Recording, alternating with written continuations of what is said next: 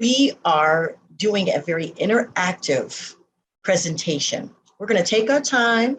We've got time to go over many things, and we are going to interact where I might ask you to answer some questions and put answers into the chat box. May even require you to raise your hand and answer verbally.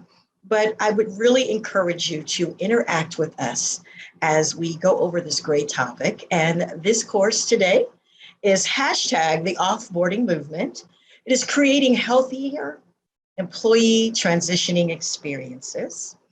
And would like you to know that, when you think about the hashtags, which are so prevalent nowadays, usually we see them just to kind of express more of a thought process. And when my team and I, started using the offboarding movement or, hashtag offboarding, we really wanted people to take note of something that's dear to us. So, I always ask people, do you know what the offboarding movement is? And it's basically, it's a realization of that offboarding procedures need more empathy, okay, and fairness as we move forward. And I'm really excited that, we can dive into a course that's going to help people with course corrections of bad behaviors or the lack of proper procedures. And the offboarding movement really is about having the willingness to look to see how we can do things better. So again, this is an interactive course. Guess what? There are no bad or good answers, no right or wrong answers, only what will become a truth. So we ask that you, interact honestly. The goal is to lift back the rug and see what exactly might be going on in your organization or organizations you may have worked with, okay? Guess what? I want to tell you a little bit about myself. I'm known as the employment therapist, and my name is LT Ladino Bryon. And I love the fact that I understand transitioning from the point of being a former record executive who turned into an executive recruiter. So imagine having an opportunity to work with the likes of Mariah Carey and Whitney Houston and Aretha Franklin, as well as pop stars like Alicia Keys and Will Smith and Usher. I mean, I've had a great career for over 20 years in entertainment, and just sort of wanted to make a change, wanted to know what my legacy was going to be about, instead of just entertainment, because I kind of grew up as an entertainment child. My mother was in the industry. What I learned that working with artists and helping them with marketing and artist development, those tools and resources that I use to help make gold to platinum and multi-platinum artists I'm able to utilize to help candidates and people build their confidence and make better presentations of themselves. So for me, this transition is something that I wear as a badge of honor and very excited about. Now, I have had the opportunity to place hundreds of candidates and counsel thousands. And the employment therapist moniker is that, it is a moniker. I'm not a medical therapist. But I can tell you that having had the opportunity to work with so many different types of personality in the music industry, it's kind of given me that little panache to give you that tell it like it TI is, giving you that raw truth, things that may not have been readily thought about. I have no problem with raising my hand and passionately sharing with the audience or the room. I have the experience to know what it's like to be both the employee, the business owner, and the candidate, and the effects of having a negative offboarding experience or having to be the person to transition workforce members. So I utilize my Slumdog Millionaire experiences to help put together something extremely thoughtful. And I hope you will agree. Right now, I am the CEO and founder of an HR tech startup called vcandidates.com. We are very candidate-centered career platform, and it's wonderful in the sense that we're able to really work with candidates so they can make the best presentation of themselves when they're being presented to an audience like yourself. But what we're going to talk about today in this workshop, we're really going to outline a couple of things that are dear to my heart, really to look at, business as usual, the attitude of that, where we tend to focus and look at things from a business aspect and less from the human relation aspect. That's lesson one. Lesson two, we're going to talk about difficult conversations. Lesson three, we're going to talk about the bare minimum mentality. And in lesson four, we're going to talk a little bit about the numbers. Lesson five, we're going to talk about doing better. Okay.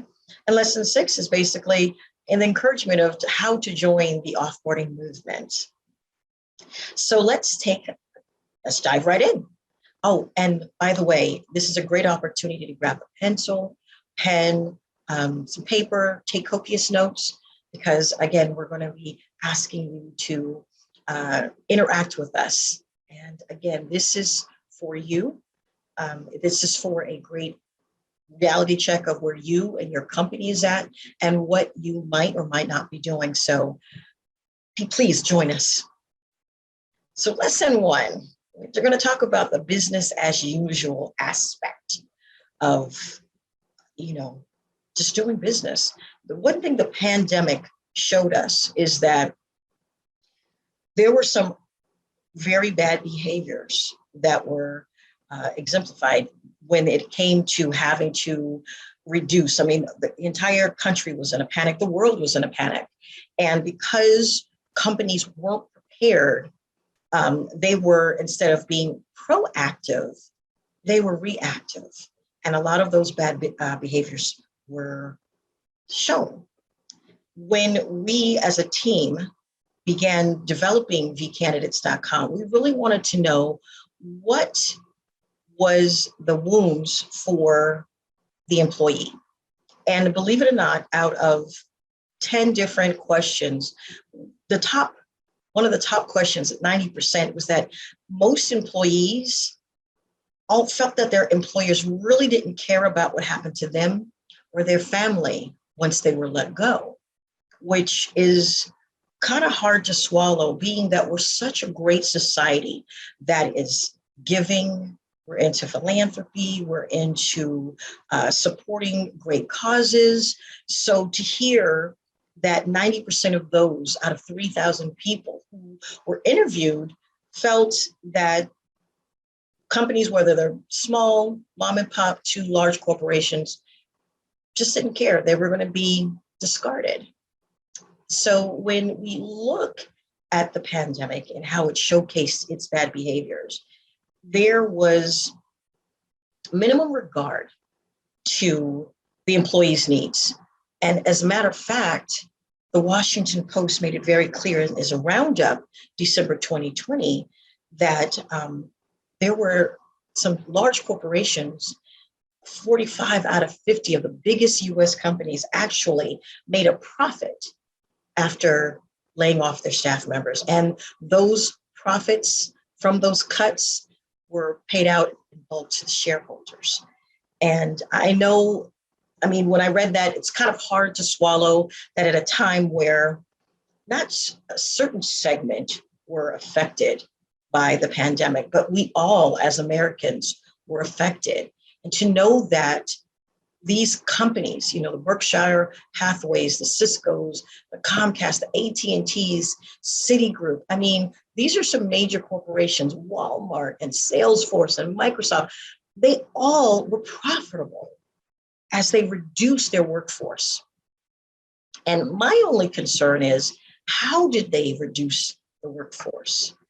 Did they take care of their team members who spend a majority of their time working for these corporations? That was my big rub, but there were notably 5 companies that weren't profitable during this time. And those 5 were the Disney company, Chevron, Wells Fargo, Boeing, and Exxon Mobil. So, when you look at, okay, even the biggest corporations, some of them, they weren't profitable. They suffered too with the pandemic. And those that were profitable, their workforce suffered, right? And so I would love to know, as we start our workshop with questions, did your company experience downsizing or furloughs during the pandemic? It's just a simple Y for yes and N for no in the chat box. If you can let me know that, would be great to participate, because again, this is for us as a group to kind of talk about and think about. And if you did have a downsizing or furlough, what benefits did you offer? Okay, I tend to look at a benefits package as a former recruiter.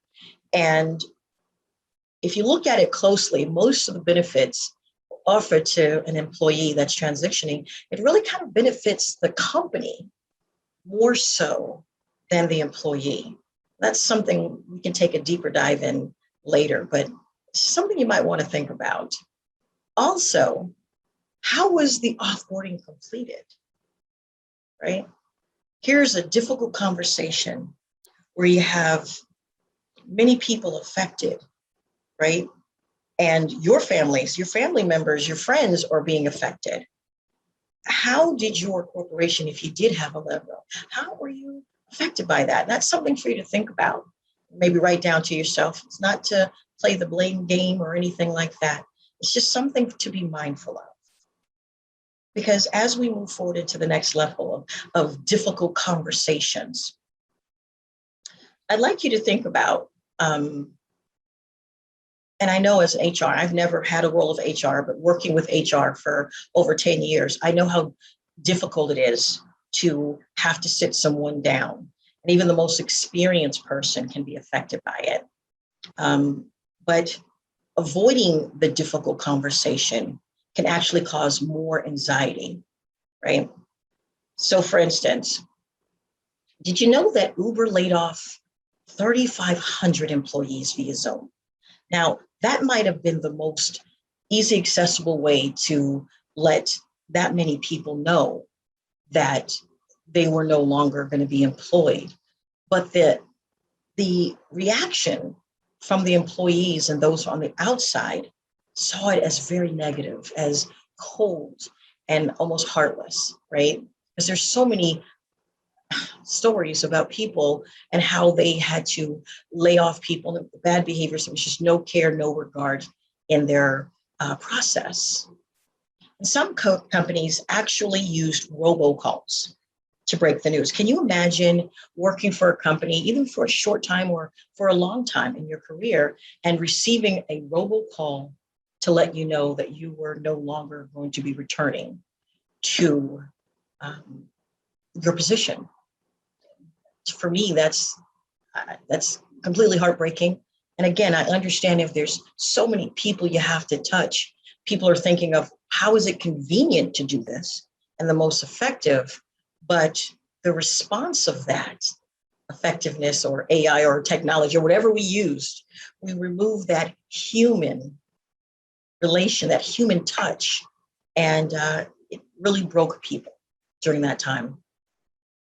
And unfortunately, some companies, whether they intentionally wanted to make the announcements or not, they let the media know of their downsizing before they even let their staff know. Okay, so here you are in a pandemic. You're already at a very heightened time. The country is going through so much. You're worrying about people's health. You've got your kids, your family members at home. You're in a shelter-in-place situation, and you're reading or getting notifications from news outlets about your company that did not have the wherewithal to talk to you first. These are the things that we're talking about bad behaviors. Now, I'm sure no one on this call and had that type of reaction, but this is something that's very real. And again, as a recruiter, I'm working with candidates or our teams working with candidates and people are joining our platform for assistance. And the first thing we have to do is help build back their confidence, especially when they've gone through something so horrific, right? So I wanted to dive in and say, why do people, why is it so difficult to have this honest conversation about laying off? There's a pandemic. Most people know the company business or how well or well not the company is doing. But when I spoke to a few of my HR friends, one said, I just hate giving bad news. So for me, it's hard to, sit down and not feel some kind of way or anxiety when having to deliver that bad news. And that's whether it's one, few, or many, it's just hard to do, right? Another person said that, who knows what the right thing is to say, because each, transition is different. The only thing I know that to do that's right is to say all the legal stuff to protect the company, to kind of wear that force field. And again, it disconnects that human touch. And I actually had someone say, I just don't want the employee to be mad at me. I've known this person for a while. I've interacted with them. We've celebrated wins and losses together as a company, as teams, because now everybody is working in teams, right? And here I have to deliver news, whether it's, again, for one person or breaking down a team or many. I don't want them to be mad at me. And they take it very personally. And that's something that can highly understood. So being the bearer of bad news, it doesn't matter if it's one or few, or if you've got to lay off departments, close a division, or close a location, it can affect you personally through anxiety, as well as your company. And there are so many ways now that disgruntled employees look to bash a brand or bash a company with reviews or things out there, and anything out there, whether it's one or many, it has a negative aspect on your company, right? And again, each instance has a different set of circumstances. So, even if you do have what you feel is a very adequate offboarding presence or procedure in place, guess what? Because of the different circumstances, there may need to be something or a review of that circumstances and an offboarding presence, because the circumstances change based on why the person is being relieved of their position. And it doesn't matter, if you provide severance. Again, employees, their confidence is shattered. Their families are looking to them to be the heroes. And it's a hard start. It's a very hard start. So I want to ask you again a couple of questions. These are for you. When was the last time you had to terminate an employee? Was it as recent as 60 days? Last quarter? Last year? Think about that. When was the last time you had to terminate an employee? And then let's look at, did you terminate more than one in the same capacity, right? Did you say, you know what? This is what we offer based on this level and everyone gets that? Or was it based on tenure? Was it based on what you offered them, work, accolades, bonuses, what have you? It's something you always have to look at. And I'm sure and I'm certain everyone on this workshop probably has something well thought out, but I always like to ask because I don't like to assume, right? And are you mindful that there is no great way to terminate someone without breaking their confidence, right? No matter how much they say, sure, I'm fine. And, hey, one door opens, one door closes. And no matter how much that person walks out, if you have never been transitioned personally, it's really hard to understand what it feels like to have to be transitioned, no matter how sensible it is. And I can tell you about my personal experience. I worked my way up from being a receptionist at one record label to senior VP in 9 years for Sony Music. And I worked for a smaller label that had five, basically we called us the heads of states. So basically 5 of us ran the business, right? When Sony was bought by the Japanese, they wanted to, downsize and retool, and which happens and everybody understands that. But when it came to our label, they felt we were too top heavy. They wanted for us to eliminate one of the 5 executives, senior level executives. Well, it's very interesting because there was a brother, a cousin, another brother, a best friend who started the companies together. And then there was me, who ran 5 divisions. 5 divisions. And unfortunately, because I wasn't blood related, I was not considered to be someone to stay on. Now, I'm a very reasonable girl. I understand that. But at the same time, how in the world are these 5 people or these 4 people going to make up for the 5 divisions that I oversaw? And I understood the predicament as family they were in. But it just hurt to know that the work that I had done, helping, records go gold and platinum, running a team that was artist development, marketing, publicity, creative services, and video production, had no value. And that's what I had to walk away with. I understood the scenario, but what it did to me personally and the individuals that were left behind to have to pick up the pieces to run the business was shattering. And so I always ask, in the way that it was done, it was interesting, I will say. So not only did, again, it affect me, it affected those behind. It made them feel like, well, if she's not safe in all that she did for the company, then I must not be safe. And so it was sort of this rats on the boat, sinking ship type of scenario where people wanted to leave because they were in so much fear. And I actually helped talk them off the roof, kind of getting them to stay focused, do their job well, and move forward. So we want to make sure that when you are, transitioning that person, being mindful and thoughtful to that person's confidence and family is so important. Okay.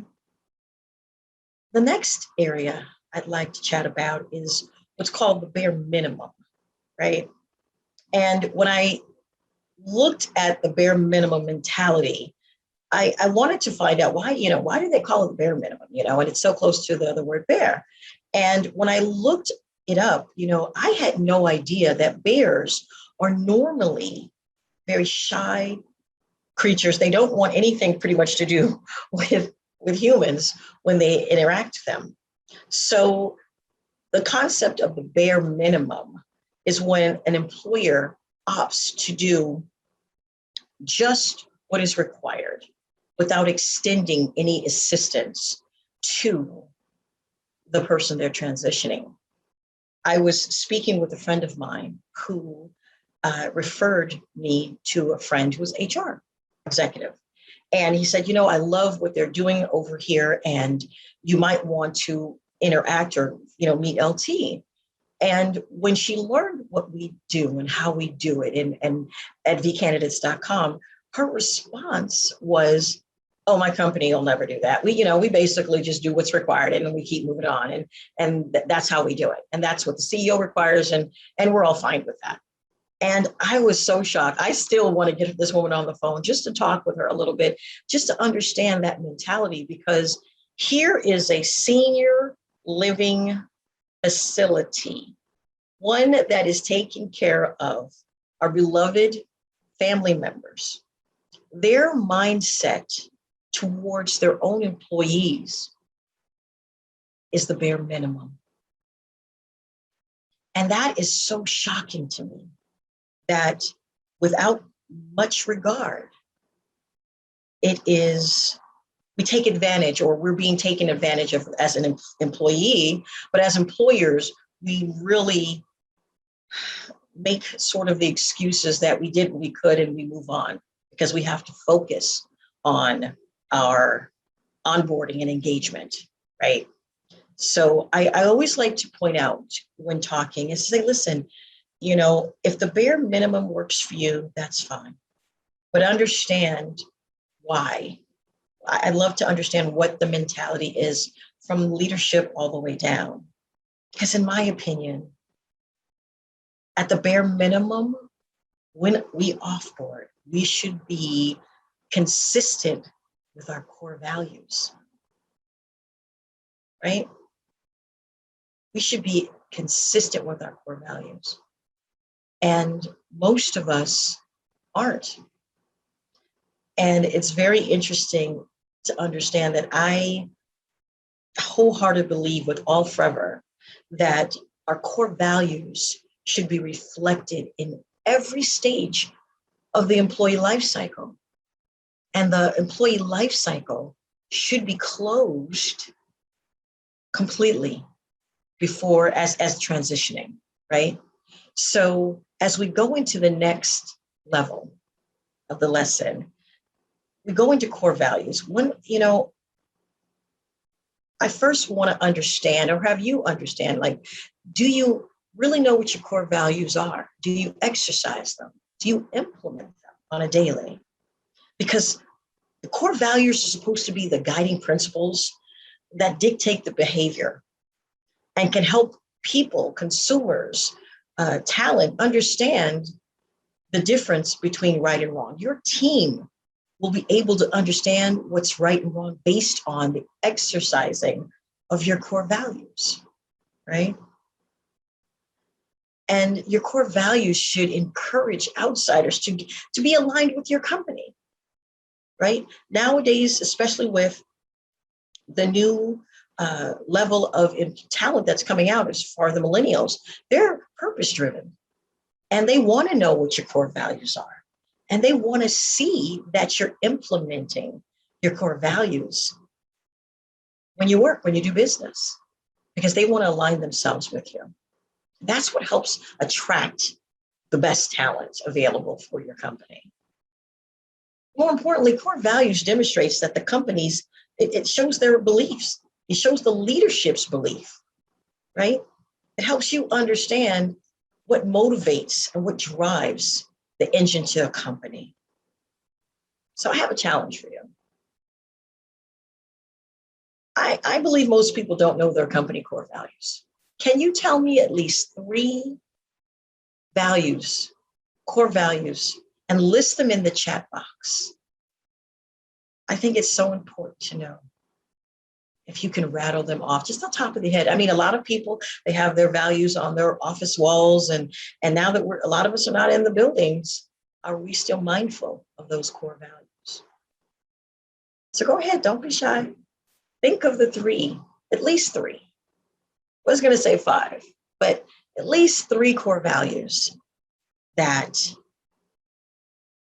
you can remember.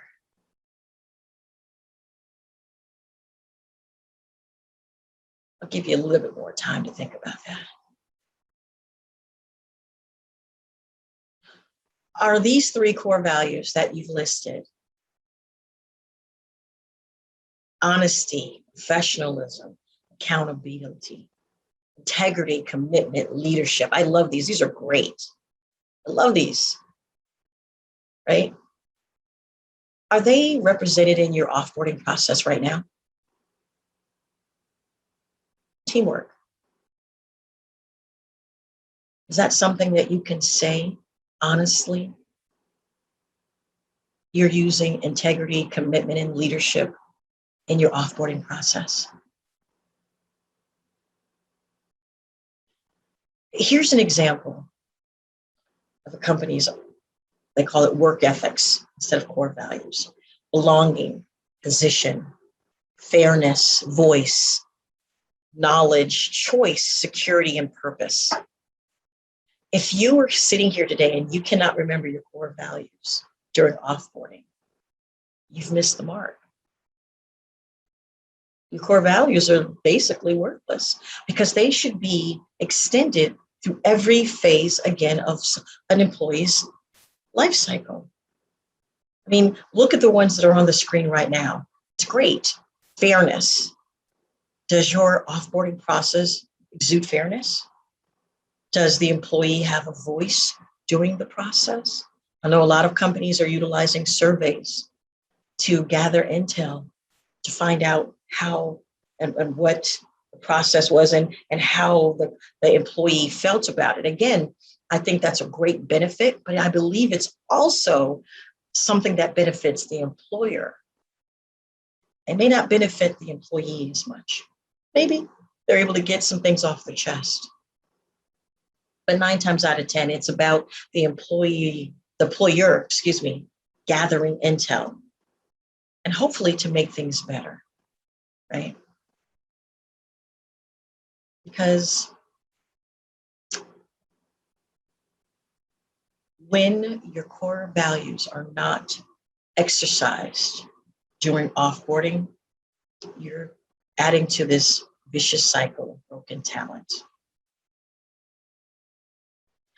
I can tell you a story about a candidate I was working with. He was in the senior healthcare industry. He was an executive director of a senior healthcare facility in North Carolina, and he was phenomenal. I mean, he's the kind of talent everybody wants. He's young, he's smart, educated. He had such drive and passion for what he did. There was no job too small, no tasks that would be overlooked if he could assist when there were flooding, rainstorms, snow, whatever inclement weather there was in North Carolina. If his nurses, if his team members couldn't get to work for whatever reason, he'd jump in his Yukon and he would drive and pick people up.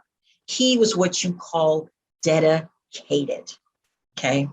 But he was so dedicated to work that he actually he lost his marriage and his children. He was so there and present for work that he could not focus on what he needed for his family. And when he started to have issues at home, it appeared as if his work had suffered because he was Superman when he went to grocery shop. He was doing above and beyond that. When he was just doing what was required, it looked as if he wasn't doing enough. He was let go. He was let go, believe it or not. So in the midst of being let go, he's now dealing with divorce proceedings and seeing his family on the weekends. When I contacted him regarding another opportunity, because I'd watched him for a while, he was a very talented person. He was so broken, he didn't even know what he wanted to do anymore. He just felt like giving his all meant nothing. He tried to work it out with his employer. He felt that the employer didn't give him the sensibility to understand that he'd done so much for them that it was waning on his family. And they just didn't care. They wanted old Kevin or nothing. And they let him go. And when I presented an opportunity with him, and first, before I could even do that, I had to really work with him with career coaching and different resources to help him build himself back up to a place where he could understand that it wasn't that all or nothing mentality, that he had to have the work-life balance. And when we presented an opportunity to him, which I thought would be ideal for him, he was so busy waiting for things to fall apart because his trust was broken in an employer. Okay. He literally was waiting for Darth Vader to jump out every time he interviewed with either fellow executive directors or management, senior management, right? So he could not see the trees, the forest before the trees. He could not see the rainbow at the end of the cloud. All he could see, he was so battered in what he had to deal with on his offboarding process. And the last 3 months of his position, he couldn't recognize the good and the opportunity. And thankfully, the company was so intuitive They could see he had almost this battered mentality, but they could see the good in him. And they offered him a job where he could be a traveling executive director. So he could dip his toe into the actual position, see how the company ran their business, so he could build the trust that the company was going to do right by not only the residents, but by their team. And if he did well, he would then be able to transition into his own building. Well, instead of working the 70, 80, 85 hours, that came with a week, 80 hours a week. That's ridiculous, right? That's literally losing yourself, in my opinion. He was able to travel, have some time off, get his life situated, right? Set up a structured time frame for his children. And he began to fall in love again with senior living. And I'm really excited about how we were able to transition this person, and I'm really excited that he was offered a full-time position. I placed that person 5 years ago, and he's still thriving. He's still thriving. So again, I love the fact that we as recruiters have the ability to help pull people, career coaches, we have the ability to pull people out of their doldrums. But I hate the fact that they go into it. It's so interesting. I was just given a chance to take a look at some things that are in the chat. And I see that T. Gardner, you said something quite interesting. You said you hate the mutual decision going another direction. Corporate told me to do it, kind of such poor non-reasons. And I can appreciate that because, again, honesty, telling someone, where you are, why you need it to move forward is so essential. It's so essential because people can read through the BS. They know the generic, standard sort of reasonings. They want honesty. They want the truth. They want to know, did I fail? Did I do something that could have been corrected? Did you give them enough time to make the correction? That's in itself a better process of, going through what can be done to correct, retrain, reposition, as opposed to just retiring, right? So thank you so much for that message. I really appreciate that. I'm so excited that you guys are putting questions in the chat box. I look forward to going over them at the end of the session, but I really raise your hand, put your thoughts in there so I can know what you're thinking of the presentation and the workshop. Moving forward, I'd love to jump into the by the numbers, a pop quiz. I got a pop quiz for you guys. It's going to be fun. It's not hard. It's no right and wrong, but it'll give you a parameter of where you might be at or where your company might be at as far as empathy.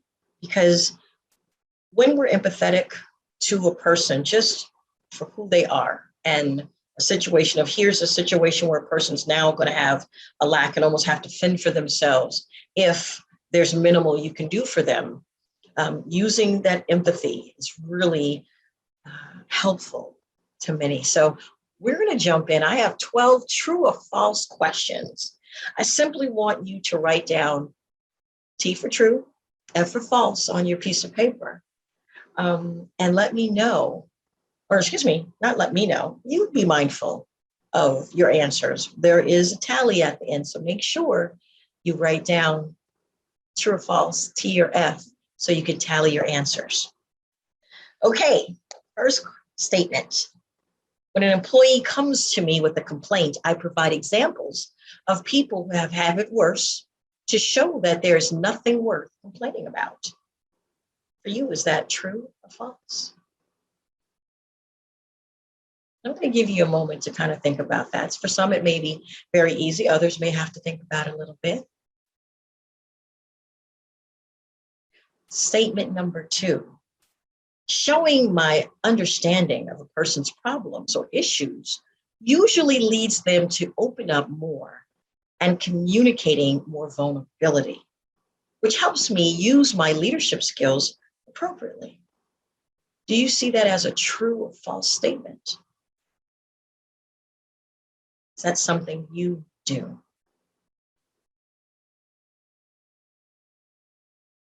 Statement 3. I have a much fuller and clearer understanding than others do when it comes to the reasons for their problems and difficulties at work. Is that something you feel you have as a talent, true or false? Statement 4. If I don't understand a person's perspective, I tend to ask questions in order to better comprehend them. Tell the truth, is that something you do?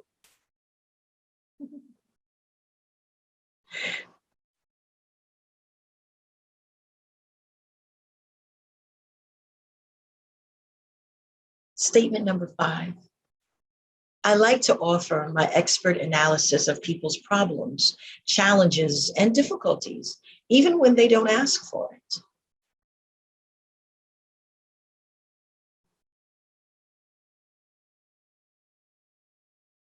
Statement 6. It's often more important to focus on a person's emotions rather than their actions or motivations. True or false?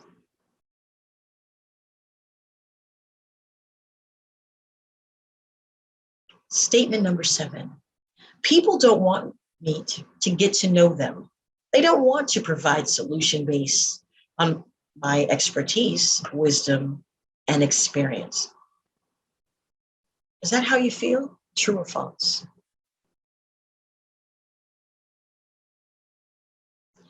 And statement number 8, in communication, listening is much more important than speaking, particularly if I want to truly understand what someone is going through.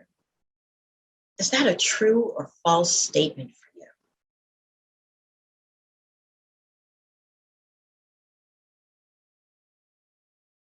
Statement number 9, to me, empathy means imagining how I would feel in a certain situation.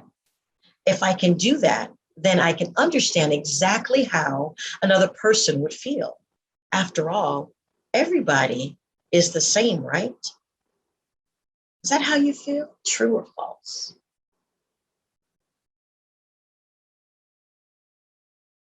Statement number 10. In terms of my communications as a leader, it's not about being right and asserting my dominance.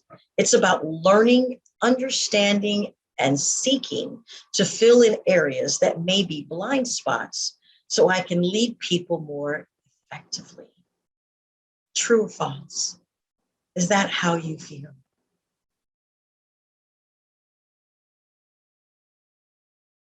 Well, actually, it was only 10 questions. Forgive me for that, but it's time to tally your answers. Count up how many true statements you have. And again, you have 1 through 10, right? And look at the false. Congratulations. You lead with empathy if you answered true to a majority of the even numbered questions and false to mostly odd number questions. Again, you lead with empathy if you look at your tally and you answer true for most even numbered questions and false for oddly numbered questions. You lead with empathy and you are on the right track. However, if your answers went in the opposite direction, where on the even number you answered false and mostly true on the odd number, your direction, your empathy instincts could use some adjusting. And that's okay. Again, this is about being honest with who you are and what you're doing and how you respond to people. No one knows unless you shared it with us in chat.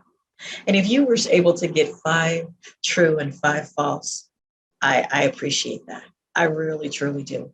Thank you for sharing, because it shows that you already have that heart. I believe most HR people do have that empathy.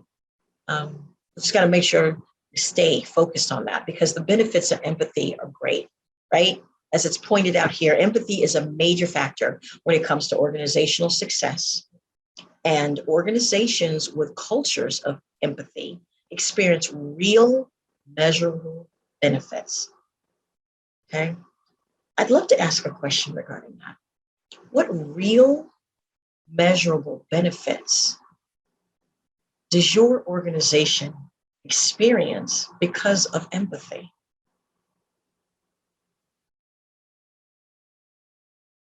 Do you know? Can you think about that a little bit? And leaders must be the ones who create these cultures within their respective organizations. It really stems with HR, because you are the cheerleaders for the corporation. You're there to help manage the employers, the leaders, the managers, senior level, as well as always thinking of the employees, whether they're general labor positions all the way to the highest level. Anyone can become more empathetic, but it often requires an expert coaching. And if there's anyone here that felt that, maybe they need to have some work on that, I would definitely suggest reaching out to an expert or looking to see. There's a SHRM course you can take that will help you in that area, right? So what I would like to do right now, I actually want to hear from you. I want to take a moment to kind of, invite you to literally talk. Unmute yourself if there's a way to do that. Anybody wants to raise their hand and contribute to what they've heard so far, I really would appreciate it. We do have some more things in coming up, but I'd love to hear from you, especially those that are very active in the chat box. Okay. Anybody want to give a question? I mean, I love T. Gardner. I don't know your first name, but I love the fact that you told Manny, hey, you're very empathetic. I love that. Empathy is the key, Bo. You're absolutely right. It is the key. Anyone want to raise their hand and say something? Let me see if I could see anyone over here raise their hand, have anything they'd like to contribute. I do appreciate you here. And, I have to unmute her. Is my session leader there that can unmute everybody? Let's see if I can help unmute you. Yeah, everybody's can unmute themselves. They can unmute themselves. Yes. Okay. Anyone there? Hello? Raised hands. Still shows Rita's unmuted. Let's see. Bo, I'd like to hear from you. T. Gardner, I'd love to hear from you. Won't let you unmute. Can we try again, Brad, to see if we can help unmute people? Oh, here I am. Hello there. How are you? It's Tina. Hi, Tina. Hi. I will tell you, I think something that I'm taking away, even from this entire day, is that companies aren't promoting their true culture, which leaves managers and truly rogue managers to make those decisions for themselves. So then their own personalities and their own beliefs and behaviors are what employees, either coming or going, are learning. So we don't share as much as we should. That's a good point, Tina. I really like your contribution to the conversation with that. And that's what this whole conference is about. It's really trying to create the best environments with the company culture and giving, managers the ability to contribute more. Because, sometimes at senior levels, we are so busy into so many other things that we forget to remember, the cares of others. So you as a manager is very helpful for your input. So I appreciate that. Thank you so much. You. I Is there have anything so many else takeaways. You did have so many? Tell me your favorite takeaway so far. Well, and I think that, I don't really think about offboarding. And one of the things that we promote with offboarding is making sure the employee has the information about their final pay, their benefits, deadlines, things of that nature. And something that I work on all the time is the true reason for terminating them, because it's easy to just say we need to part ways. But I want them to leave knowing what has occurred and our reason for that, as well as, how's it going to impact them? Will they get their PTO? When will COBRA be available? Those questions. But I don't think about the true aspect of what contributions did they make while they were here? What are the expectations on them? Do we want anything in writing? What are their needs when they leave here? And I think some of the managers, they just forget to listen. So that's really my takeaways. If I may ask, how big is your company? Is it a smaller company? We have 2,000 employees now, but Wow. we're just a forever growing company. So I might have 2,000 today and I might have 100 more tomorrow. So wow, that's big scaling, major scaling. But see, and that's what's so important, because as you grow, I was working with a small company. Within 3 years, they staffed 90 people. And they wanted to staff another 20 by the end of the year. And for someone like yourself, that might sound like a small number, but for a growing company without having any real processes in place, when you're looking to place people that quickly, you're going to have some turnaround. To no fault, sometimes the relationship just doesn't work out and you have to rethink and move along. And what we were able to help them with is get to understand you have to find out that person decided to stop what they were doing to come work for you. And whether it lasts 3 months, 6 months, or even a year, they took a chance on you. Was it their ROI? Were they just not able to live up to what they thought they were going to present? As HR people, it's funny, I can let you know with my team members, everyone that is hired in a management position literally has to write their own job description. They have to let me see, based on their skill sets, what they can contribute. It helps me gauge the ROI. It lets me know that they are very clear about what the role is and what they plan to contribute and how they want to be successful in a role. And it is a great way as a marker too for checks and balances, right? So that when you do have to have that offboarding conversation, you can lead with that, whether they were able to do that or not. And again, if it was something based on company-wide, that's something totally different. And that happens. But if it's something based on an individual performance, you sort of have almost like an agreement, a covenant of what their aspects are looking to do and grow in that role. And so just always very intriguing, the responses you get from people. It's a great tool. Well, then everybody has expectations, not just the employer that is going to expect you to do a great job, but you have expectations too. They need to meet your needs. And I think that sometimes that is overlooked when you need to deal with the job at hand. So yes, completely true. Completely true. Well, thank you so much. Is there anyone else that would like to contribute or share a thought? I'd love to hear from you at this time. Anyone? Any takers? Just let us know and we'll unmute you.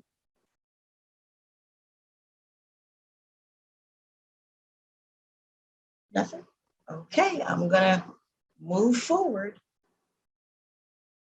Oh, it says the host is not allowing us. Andy, are you able to help Joanne? Let's see where Joanne is at. All right, I think I got it now. You got it? Oh, thank you. Hi, Joanne, how are you? Good, how are you? Very, very well. I'm doing very well. Hope you're getting a couple of nuggets from this workshop today. I am. So the one thing I think was just really looking at our core values again, the collaboration, accountability, continuous improvement, and having fun is our core values. And I think that's the culture that we're selling when we're looking for a candidate. And I think we're losing a lot of that collaboration now with people working remotely, that mentorship that a lot of new people coming into a position really need.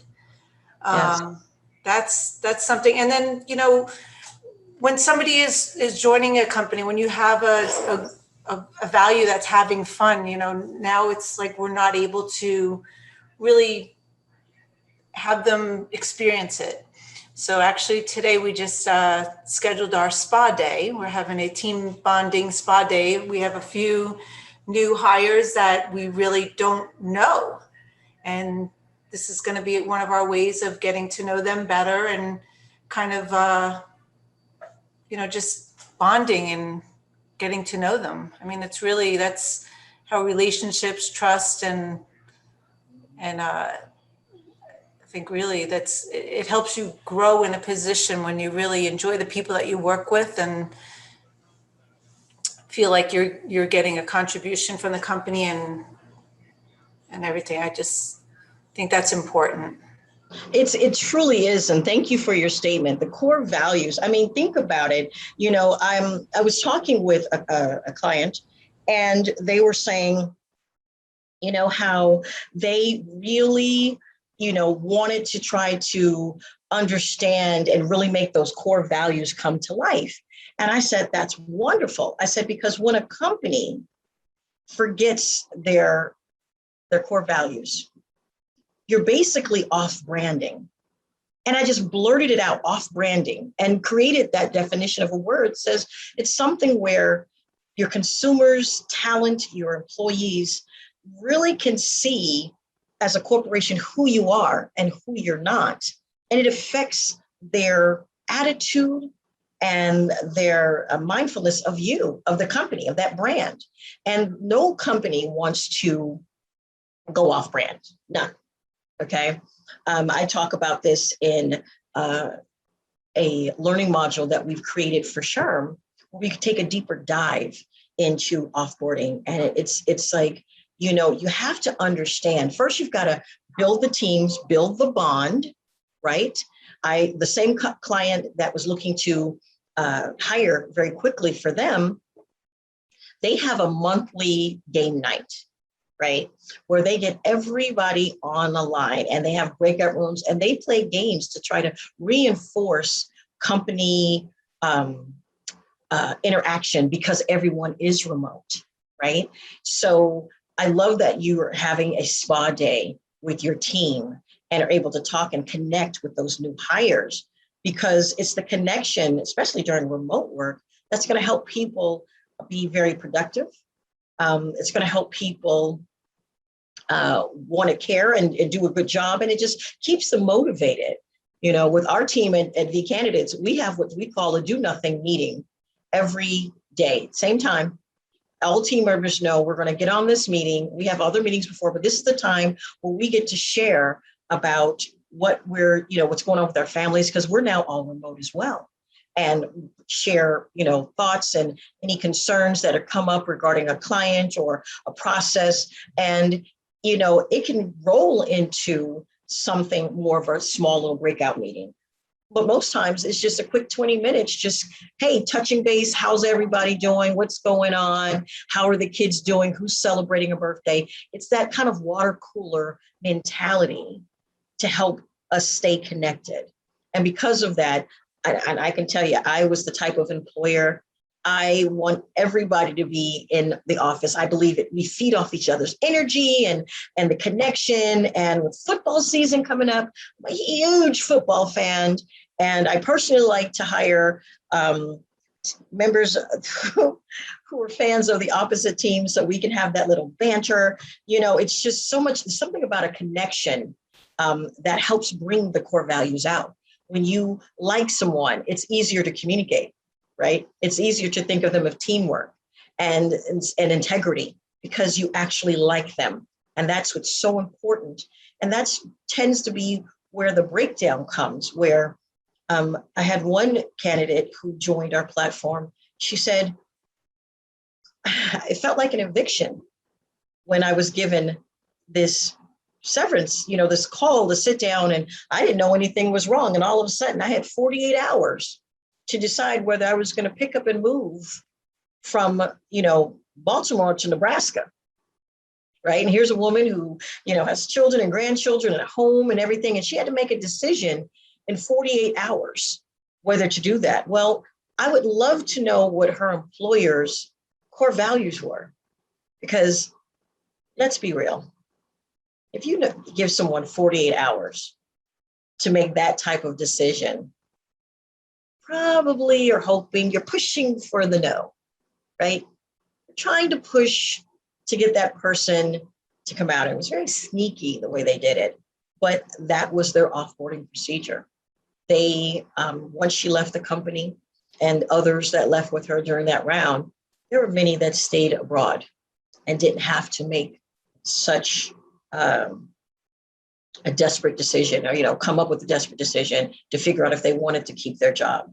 So again, that company, to make that person feel like they were evicted, though that person felt like, okay, I'm over it, I'm going to move on, find a job, as it's been taking time for her to find the right opportunity. Talking about it now, you start to hear in her voice how the fear of, will I find a good position? I can go take a job, but what's going to help with my career advancement? You can see how she interacts. She literally didn't want to interact with anybody from her company. These are people that know her and could be referrals, right? These are people she can network with. She cut everybody off for 6 months. So again, those core values have to be instilled and implemented during the offboarding process. Again, I thank you so much for contributing. I'm going to dive back into the workshop, and we're going to jump into why, doing better, and why do better, right? What's the reason for it? Some companies are like, we're fine as how we are. We don't need to do anything else. But I wanted to let a friend of mine who is a VP of HR, she's an AZ SHRM member. I wanted to let you hear her words.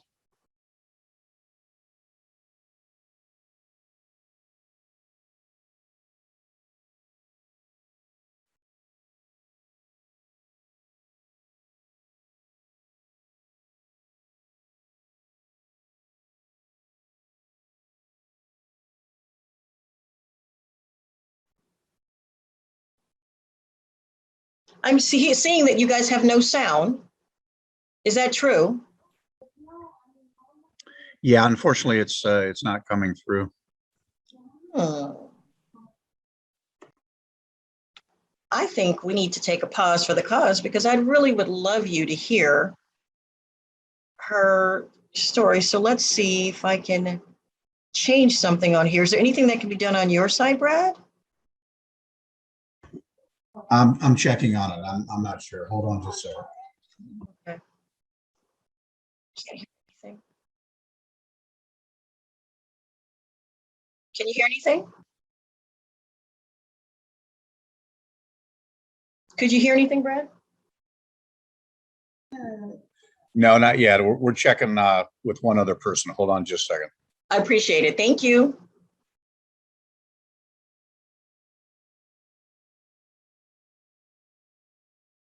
How about now? Of our own, but the response is the same. It's stressful. Yes, it's working now. We got it. Okay, perfect. Yay, I think I found it. Okay. So now I'm going to take this back. If I can, I'm going to go back to the next slide. And start it again. And I hope you can hear Amy's testimony.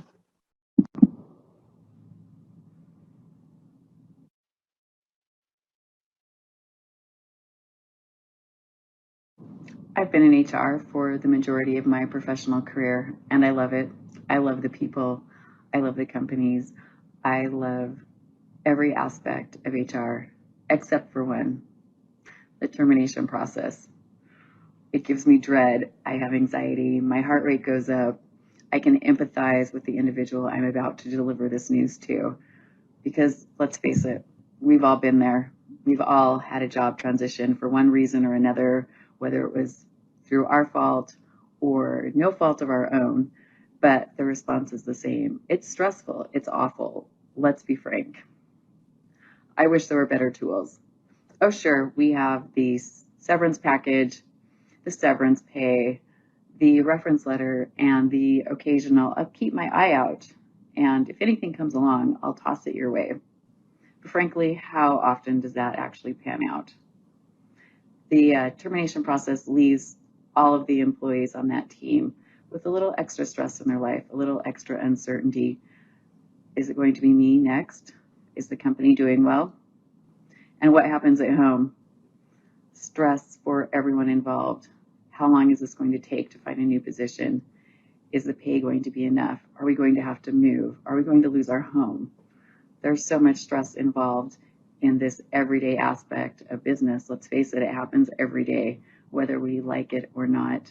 And there needs to be a better way. So let's talk about what happens once somebody hears those words, that they're no longer with the company, they're not needed anymore. The stress response kicks in. They go into fight or flight, they can't think clearly, and they really need somebody who can come in and show them the way, to lead them through the job search, maybe some counseling, redo the resume, look at other options, find a great company with great coworkers. And that just would be wonderful if we could turn that over to our employees and say, here, I know this is bad news, but we've got you and we care about you. And this is going to turn out better than you anticipate. I would love that. I would love to have that tool. And that's why I'm so excited about this program. We can all help each other. We can all pitch in and look out for each other. And we can make the entire life cycle of employment more professional and more kind-hearted. And that's what I love about this. The one thing I love about what Amy spoke about was that she was honest about how the offboarding process affects her. She was honest enough to say, hey, it's hard. It hurts, it's one of those things where it's never easy, right? And, talking to some of my former clients as recruiters, I say, when you would call me to start looking for a new position for you, I knew that someone had to have been terminated, because rarely is it about, oh, we've escalated somebody. It's more about this person left, or, yes, people find jobs, but when it comes to even discussing with a third party like myself as a recruiter, who's there to act as an extension of your company, it's hard to get the HR person to give me, I don't need to have all the down and dirty, but I need to know how that person left. So I know, one, how the company is going to treat the talent they hire, right? It's like relationships, okay? I always ask HR people, are you a bad breaker-upper, right? And I look at, what thought processes were put into having that conversation, that hard conversation, or being realistic, or, what has been done. It's really just as simple as just being creative in how to figure out what to do next and how to do something a little better, right? Because why we should do better, termination affects both parties involved, all parties. You've got the team that's broken because now everybody works in teams, right? You've got managers that could be frustrated. We'll say angry, we'll say frustrated. You have now this position that leaves a deficit in your work productivity, right? You've got the employee, you've got HR who has to be the heavy, or whoever is the manager that is letting that person go. It's stressful for everyone involved. And the goal is to try to alleviate that stress as much as possible. The bad transactioning opens the door for band brashing. And I don't know if you guys realize there are so many online outlets that allow, the Karens and the Kens of the world to go around and say negative things and express their emotions, whether it's negative or not. They could be telling the truth, but if they're doing it from a place of emotion, it could hinder, the positive aspects, what you're selling to your branding statement I said earlier, when you're not on brand, when you're not doing what your core values are, when there are some issues, it produces an off-branding effect. And the goal should always be to help someone move forward, help them transition. And sometimes we can't always do that, right? Sometimes we don't have a job to refer that person to. Sometimes, we can't do nothing, our hands are tied. I remember during the pandemic, there was a CEO, he had to let go a large portion of his company. He just received funding. And in order to sustain the company for the next 2 years, the plans to grow, he had to use that money to sustain the company, right? Because his industry was highly impacted. And he was kind enough to go on LinkedIn and write the best note regarding some of his people that were going to be laid off, so that those who would see that message might be able to assist with a referral, with a suggestion, anything that could be done. And when it was time to kickstart the country, he was able to hire some people back, yes, but it was just the mindfulness and showed the character of him as a CEO, what he was willing to do for his workers that were impacted, and it had nothing to do with anything that they had done personally, right? How do we do better, right? First, we have to, step one, realizing the need, looking at what we have to do. I love with Bo and Tina were talking about, and they're very mindful of who their company is and what the company will move forward into, right? And I think that's really important. So if you're able to see, okay, we have this process, but is there anything else we can do, right? Two, discuss with leadership. It's great that you have, thoughts and ideas as HR managers and executives, but unless it's expressed to other team members under departments, if you guys are not discussing how, a negative, a downsizing could impact you from a consumer side, and does that impale, finances and whatever plans you had, then it means nothing. You have to be, I always like to say, proactive instead of reactive. I'm just that girl. I love to make sure everything is covered, because again, we spend all of our time focusing on acquiring the talent and onboarding the talent and engaging the talent, and kind of shuffle them out the door, right? That's the mindset. Step three is to recognize the benefits, right? Recognize the benefits of what we can offer. I had a friend of mine call me. She was crying. She was like, I've got to let go of someone. I don't know how to help them. I even if I gave them all the money in the world that I had to help them, their company, this is a person she knew personally, 5 kids, the stresses of one going to college, all this different stuff that was going through. She had to realize what benefit she could be for them. I suggested 5 kids, first thing she's going to think about is, oh my God, how am I going to feed my family?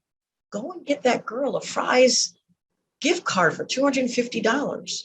It's not a lot, but it shows something that she cared, that what she was going through. Because many times HR people, you guys got to pay that poker face when you go in and have that conversation because you don't know what the response will be.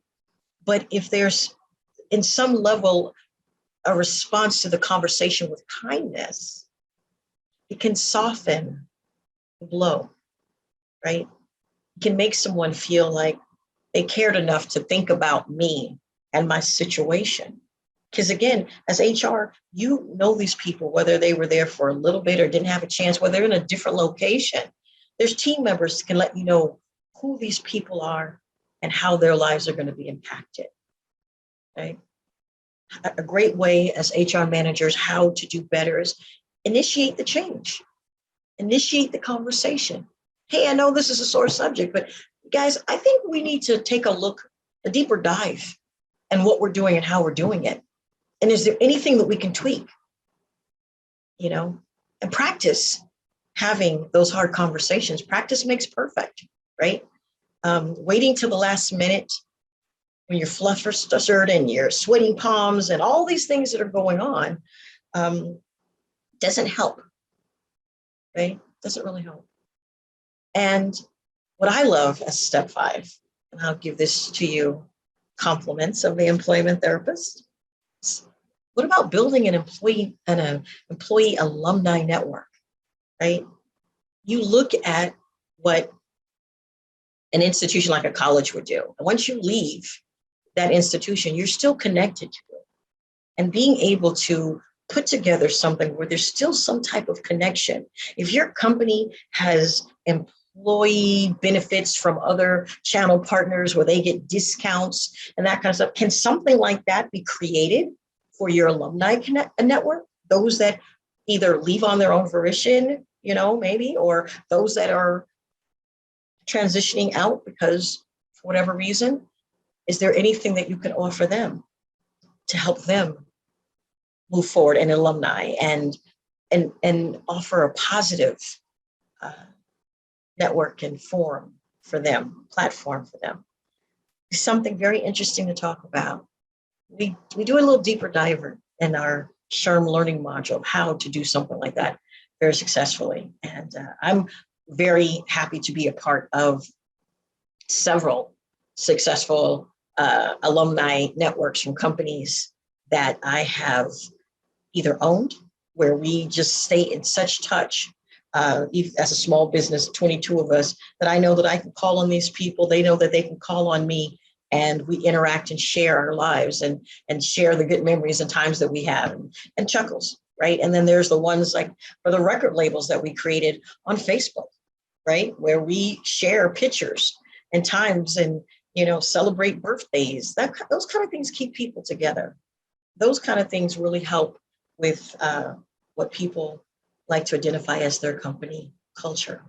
But again, be happy to share more information with you regarding that type of platform that can be created to help you move your people forward. So why do we need to do better? Because I'll say it off the top of the roofs, company culture never ends. You may have a company that you worked for in the past, and it was so much fun that when you get to a new situation, a new employer, you try to replicate that company culture, right? And it is so inspiring when you can make change in a company culture based on what you've experienced before, because now you know what works. So implementing that really is a great start with your own company if you're able to pull some of the things from your past. That's what makes the company culture evolve. Bad habits are a learned behavior, right? I was interviewing a candidate and they were really excited about a position, and they were about to receive an offer from the client, and they wanted to give their company a 1-week resignation. I had never heard of someone giving a 1-week resignation. I mean, the standard, and tell me if I'm wrong, is 2 weeks. Even if the company comes back and says, no, you can go now, you offer 2 weeks resignation. These people wanted to offer 1, right? And I said, why would you think that's acceptable? Well, the reason being is because that's what they had received, or they saw other people. It was a standard practice. People would give 1 week and that was acceptable from the company and it was acceptable. And that's how they led with it. And I thought that was so odd that company culture would allow 1 week to transition. 1 week, it takes you a good week just to get caught up on everything that person knows. And then it takes you another week to kind of get that person to continue to follow through and not be, sky, pie in the sky. So, it's this bad behavior is learned. And if something as a resignation, 1 week resignation is learned and others tend to do the same thing, what would bad behavior be learned and taught to your employees as you transition your employees in a bad way or a negative light or not a well thought out process? It can actually develop what we call survivor's guilt. And I'm sure you've heard that term before, where someone is let go unexpectedly, division is cut, and those behind get nervous because they don't know what to expect. They don't know, are they next? What have you? And the bad behavior of that negativity and that high anxiety starts to infest your company culture. This is the reason why we say it's so important, so incredibly important to instill good habits when it comes to offboarding so that your company, your employees know that you care regardless. Yes, they're getting paid to do a job. I understand that. I understand that mindset. But they're willingly choosing to have you as an employer. They're willingly to come and spend most of their time out of their week with you and away from their family and dogs and hobbies, whatever, girlfriends, friends, whatever. It's a mutual respect that has to be, it's the reciprocity. It has to be understood. And there is a way to do that. There's a way to build a better company culture so that it impacts your offboarding process. I know that a lot of people utilize transition companies, and that's wonderful. But when I work with so many talented people after they leave and they work with those transitioning companies, they still feel like they didn't get anything out of it. And that tends to hurt the person because realistically, when someone moves, they want to be better, but they just want a job. They just want a job. For me, job is a dirty word. I like to look at a person and as what is the career advancement they're going to receive, right? And that's something that company culture, as it's transitioning someone through the offboarding process, has to extend itself to. But that's another conversation for another time. We're going to jump into the offboarding movement and really joining that offboarding movement. What does that mean, right? It's enough that you decided to come in and get 2 credits for this seminar, right? We're going to give you a couple of things to think about to help you see what the offboarding movement is. First, I always believe that it's just about, again, the willingness to take a look at what you have and to see how to make it better. It's like you have a room that one of your favorite rooms in your house, whatever is more comfortable. It's your living room, your bedroom, your office, whatever it is, right? And sometimes it's just great to change.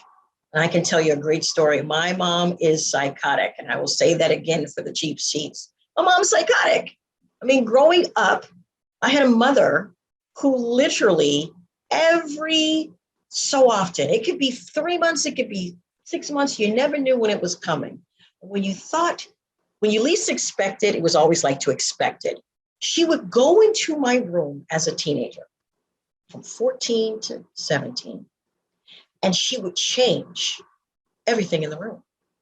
I mean, wall color. Poor Sylvester Stallone, his Rocky poster had moved so many times in that room. Furniture, stuff in my drawers were rearranged, closet rearrangement, everything. And I'd come home from school. And I'd be like, oh, crazy lady, what is she doing? But she would always say the same thing in her wisdom. Letty, she'd say to me, life is about change. Life will change. Go in and get used to your new environment. Making change regarding offboarding procedures is just that simple. Is take a look at what you have, look to seek to make it change. Whether it's you're comfortable with what you're doing now, right?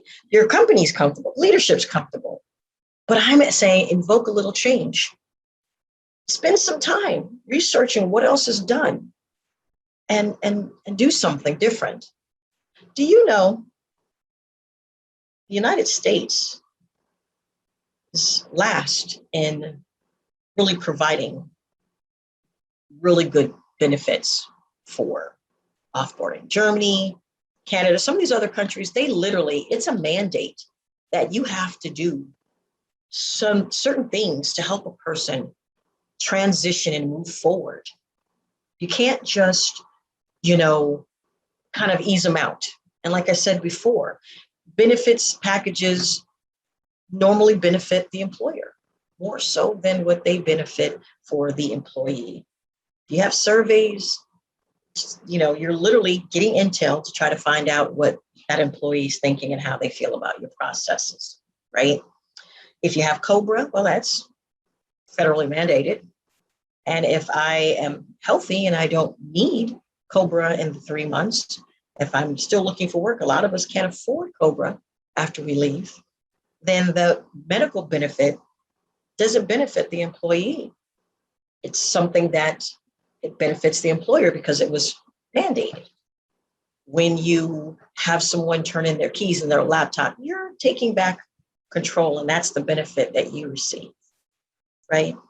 Severance, bonus pay, PTO pay, it's not a benefit to the employee. Guess what? That's what they earned. That's what's owed to them. So what can be done to help people move forward is the question. And that's what we're asking HR managers to take a look at and see what else can be done, right? Because employers recognize that their employees are people and work to help them move forward in a time of heightened anxiety. Remember, I told you that one suggestion I made to my friend, she's got 5 kids. You know that you give her the severance that she has or whatever, she's going to be all over the place with emotions. But being kind enough just to extend $250 Fry's card, easily written off for the company, but it's a great gesture to that mother who has 5 kids, right? It helps, right? It's a benefit that the company's extending, and it's kind. So let's look at what empathy during offboarding does. It creates confidence in your remaining workforce. Someone gets let go, they hear about how kind you were to the employee that's no longer there. That's kind of cool. That's great. Builds confidence in what you're doing and who you are. It definitely strengthens company culture, and it keeps that company on brand. Remember, the goal is not to be off branding, to be on brand, to have your company culture speak, right? Even when your mouth's closed, your actions will speak on its behalf, right? And we're a country, we're a society that are so generous. We're one of the most generous countries there are. We raise billions of dollars for social and causes, animal rights, and companies don't treat their workforces well on many occasions. Sometimes less than stellar. We've got to do better, do more. It'll be worth our while in the ends. Credits in heaven, I like to think of it as. And what you benefit by creating a more empathetic offboarding process, by utilizing your core values through the end of an employee's life cycle at your company, it benefits the corporation. Because one, you're going to protect your brand, right? If you're able to help somebody with a softer landing, with tools that they need, I think resume writing should be a benefit that everybody receives in their offboarding. I said it, I'm just going to say something to help that person, because if they're able to have a leg up on that softer landing, guess what? It's going to help reduce unemployment costs and time that person being disconnected from the workforce. It shows compassion, it shows empathy. Again, it can boost an alumni network where there's positive things being said about your company and its brand instead of negative. Brand bashing is real. There's so many outlets out there that allow people, employees, to tell their story and to literally tell it while they're sitting still in the seat. While those that have walked out the door, there are people there, the survivors, their guilt, they can go and brand bash. Again, I can get you more information in another conversation. And more importantly, it just sends the right message to who you are as a company, as managers, as a department. And it helps ease litigation costs for litigation, right? Well, I'd like to pause right here because I'd love to open up our Q&A session. And if there's any questions in there, I'm going to ask my co-host, Andy Gray, to definitely ask those questions. If anyone has any new questions, please drop them in the chat area. Andy, are you there? I am here, and having listened to you and also interpreting some of the chat comments that have been made throughout the presentation, one question that may have put in some people's mind, for the most part, people here today have not had to deal with downsizing or furlough as many companies did during the pandemic, and occasionally have only had to let go those who underperform for whatever reason. And so how important is the way you are presenting offboarding to even those individual situations? Offboarding procedures, again, there's different levels of what you have to do, but even when there's underperformance, I think it's just as important to show the person, again, think of it as a relationship breakup, right? Perfect example. Many of you may know of the culture phenomenon Sex and the City, right? One of my favorite episodes is when Berger breaks up with Sarah Jeff, Carrie with a Post-it note, right? Literally with a Post-it note. Sorry, I can't, don't hate me, okay? Whether Carrie did everything right or did something wrong in the relationship, it's just kind enough to sit down and speak to someone. You know what? This is not working out. We're looking at what's happening and we just feel like this may not be the best opportunity for you. Maybe it's not. What's going on? Like, have a conversation. Is there anything going on at home? Is there anything that's shifted? Have your desires shifted? Your career goals shifted? I spoke with a friend of mine and she said, I was having this hard time. We were trying to get this person motivated and they were just burnt out and we couldn't figure out what it was. And it just having a conversation with the person was like, I don't know if I want to do this anymore. I think I want to start my own business and buy a franchise and or start my own company. And that was an honest question that the employer had to ask that employee. And by the time they had the conversation, it removed the anger out of the situation. It removed the finger pointing. It was more solution based in their conversation. It was more of, well, if this is not where you want to be anymore, I understand. what will help you? What is going to bring back that drive and that light that you had? And what do you need? And you might find that person, even though they may not have been very productive for you, you don't know what shifted home. It's like when a teacher is dealing with a student and they're a pretty productive student, all of a sudden the student starts shutting down and not interacting. That teacher has to go to the student and talk to them before kicking them out, right? Can you talk to that person and say, you seem not as productive. What's going on? Having those hard conversations, having it in a very empathetic way and say, is this where you want to be? And sometimes it just comes out, I don't want to be here anymore. Well, then what should we do about that? If you don't want to be here anymore, what do you suggest would be the next steps, right? And let the employee come to terms with what's not working, why it's not working. For some, it might be, I'm not getting paid enough, so I'm burnt out. Well, I understand that, but this is the reality of the role that you're in. This is what's required. This is what you signed up for, right?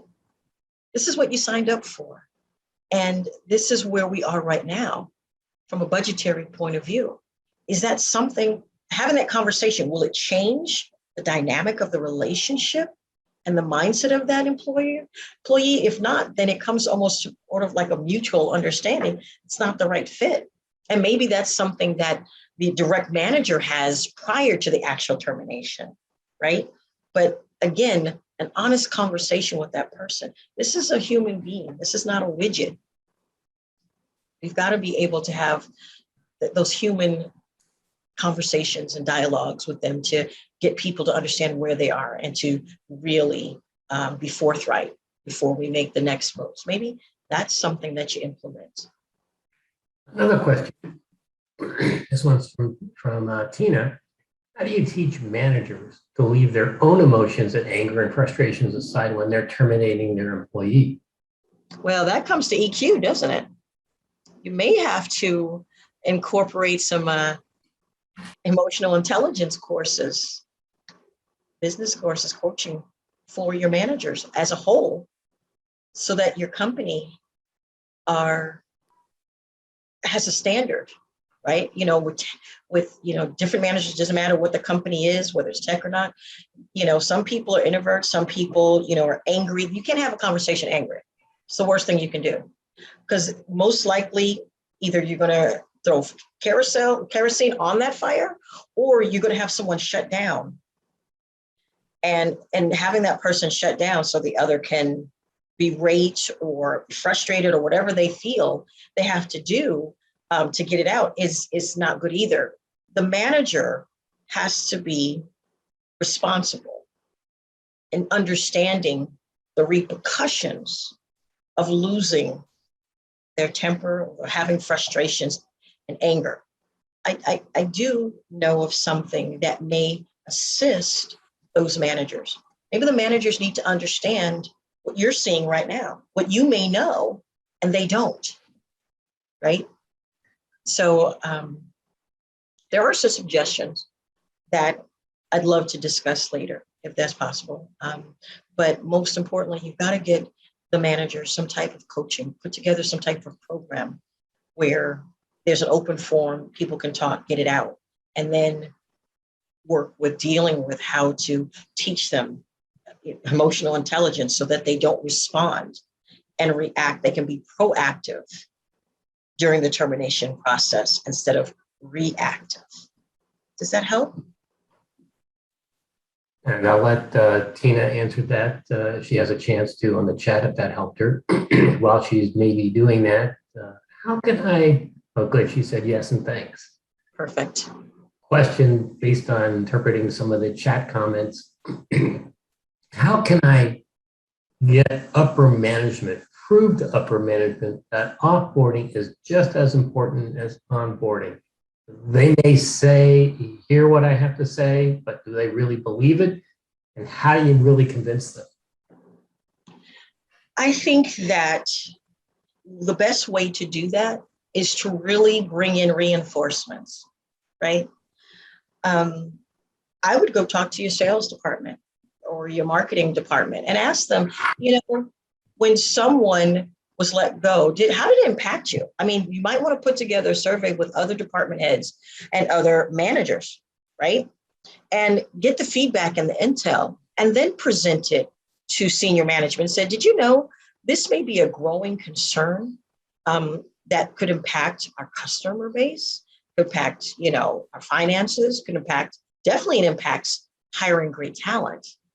Education is the best way to throw out ignorance, in my opinion. And I'm not saying that your managers are ignorant. I'm saying that sometimes, ignorance is bliss. If they don't know that the issue exists, they have no reason to think about it because they have so much on their plate. So it's really up to an HR manager to, again, look for the resources. Your senior management, your CEO, the hiring manager that might be causing the issues with people as they're terminated or high turnover. What you're dealing with. Definitely look to educate them as much as possible. And there are resources out there. We have resources, learning modules that not only the SHRM members can utilize, but other management team members can utilize to see why they should look at the results of offboarding. I mean, is there any statistics that you could find that would help? Are there any instances that happened that directly came from what your offboarding process may or may have not caused? Do you have surveys as people are exiting? And do you have intel that you could take back? And even if that senior manager wants to have sort of a laissez-faire kind of attitude about it and said, listen, no. You have to realize in order to get the talent, it starts with how we have people exit. Because when we have openings, not all of them are new positions. They are extensions of what has happened. As a recruiter, I always ask my clients, why is this position available?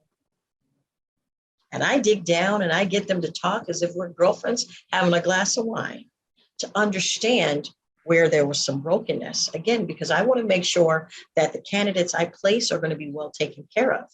My job as a recruiter is to match an employer or hiring manager's crazy with the candidate's crazy. It's a total game of concentration, right? And you want to make sure that whatever happened, that if it was something on the manager's side, that the employer has corrected that. Because when there are bad behaviors with hiring managers or management, it usually comes from the top. Rarely does management or the senior level not know the errors of management, very rarely. And if they do, that's someone so disconnected with their team, that's an issue totally in itself. So, you've got to make sure that people understand what is going on in their own business. And that's basically showing them the good, the bad, the ugly. And if that has to be, again, you getting reinforcement, coming together with a focus group and say, listen, I'd like to does anybody want to volunteer? I want to look at some of this intel that I'm getting, that here's the new hotness, here's the new trend. In order to get those new hires, they want to know what our purpose-driven mindset is. Can we identify what that is? Are we looking at our core values and implementing? Those type of things can help you in those conversations. Is there anything else? Well, maybe one other question. You talked a lot about employer branding, and maybe it's an opportunity, to kind of reinforce just how important it is, particularly when prior comments about, do we all understand our value statements? And several people did communicate clearly in the chat box that they understood that. But one comment was that maybe our team really doesn't know those value statements. So maybe employer branding and value statements, how do you make that a live activity so that when people leave either on their own or through offboarding, that branding and that value statement stays intact? Well, in order to keep the brand statement value proposition alive is constantly talking about it.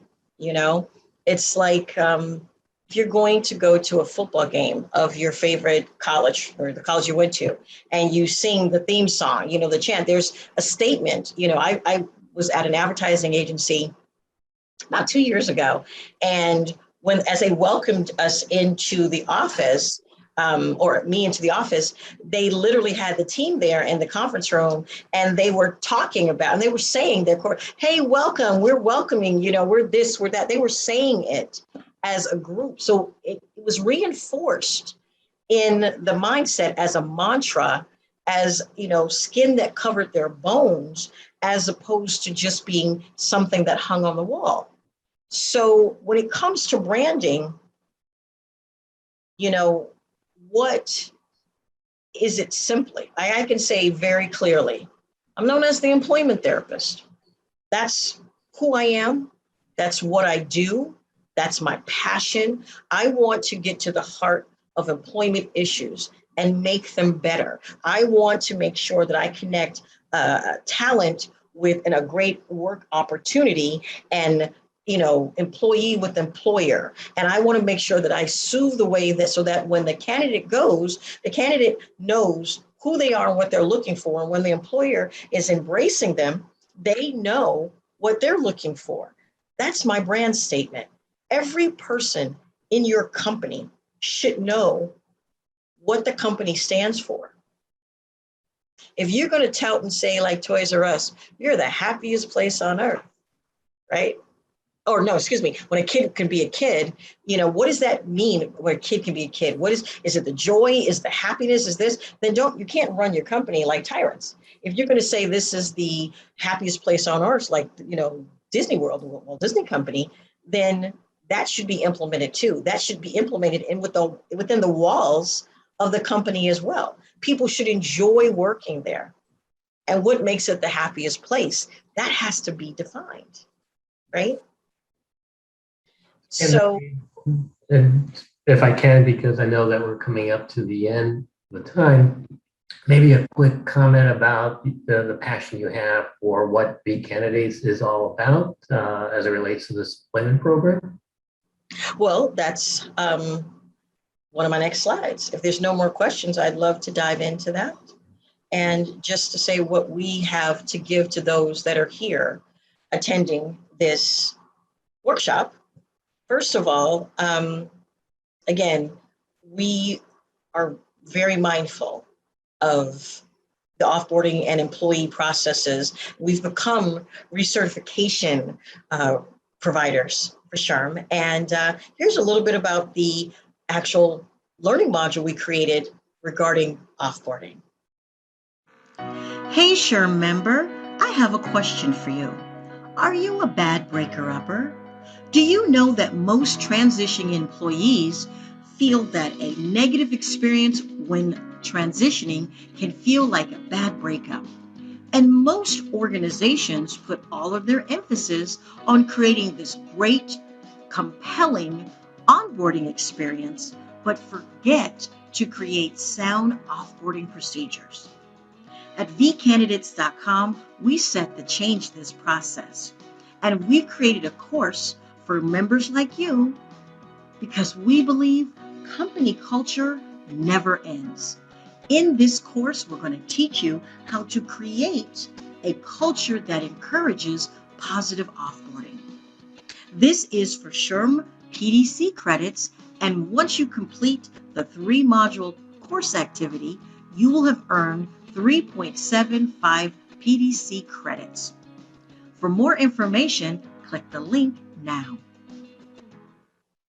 That's just a little bit of what we do, but as this course, which is Company Culture Never Ends, creating that culture that encourages the positive offboarding, we take a deeper dive into what we discussed today, really showing the impact of a negative offboarding process, not just from the employer, but how it affects the employee and how they respond to it. Again, that brand bashing is a very real thing. Survivor's guilt is a true thing. It's like losing someone in battle.